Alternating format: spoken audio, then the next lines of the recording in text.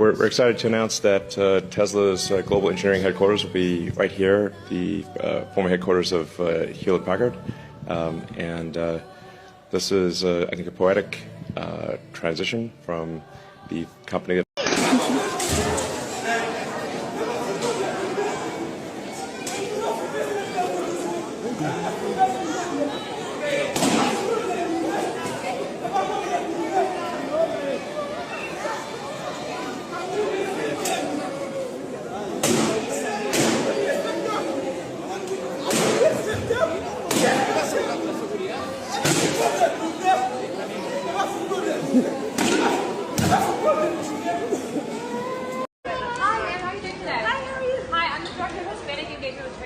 I want to know about the children that you were saying that are at the border right now.